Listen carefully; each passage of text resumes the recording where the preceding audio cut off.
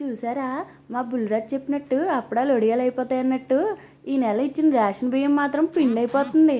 ఇప్పుడు మండపేటలో ఇదే trending news. మరి చూసేయండి.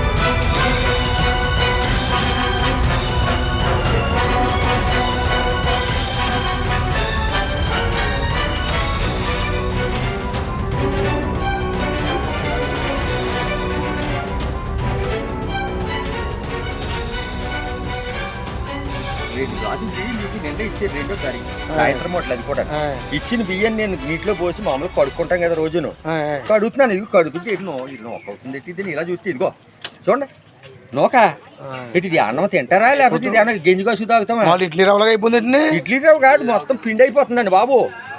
పిండి అయిపోతుంది. ఇడ్లీ రవ్వలాగా ఉన్నా పర్వాలేదేమో. నోకలు కుడికింది నిన్ను ఇటు ఉత్తునిస్తే ఇలాంటి ఇస్తారా? ఈ బియ్యమే ఈ బియ్యమా ఇటు నీటిలో పోసి కడుగుతుంటే ఇది ఇలాగ అయిపోద్దా? ఇలాగ ఇదిగో ఏంటి స్పెషల్ కోసమే ఆరోగ్యం కోసం ఇస్తున్నాడా మన కోసం? ఏమండి ఇప్పుడు పరిపాలన ఏదైనా కానీ మొత్తం మీద ఆ రైస్ మిల్ వాళ్ళు ఎలాంటి ఇస్తున్నారో చూసుకోవాలి కదా. కదా ప్రభుత్వం జీతాలు ఇస్తున్నారు కదా, ఆ పేర్లు ఏం చేస్తున్నారు?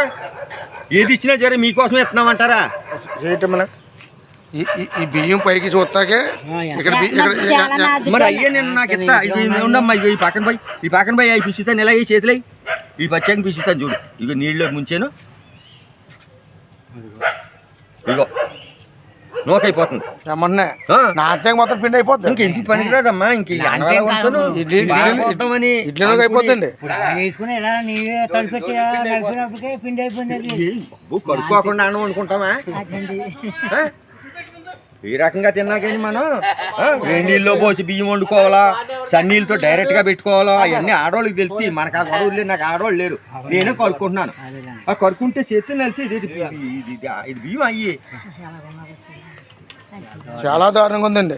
మరి ఏం బియ్యం అండి? అటు ఉత్తునిత్తే ఇలాంటి ఇస్తారా? కడిగినప్పుడు అన్నం అయిపోతుంది. అన్నం కాదు, గింజి పొలంగా ఎచ్చబెట్టుకు తాగేస్తామే. ఇంక నవలక్కలద్దు, ఇంక నవలక్కలద్దండి. ఉడకబెట్టుకుని గింజి ఎత్తిపెట్టుకు తాగేస్తాం. గింజి తాగినట్టు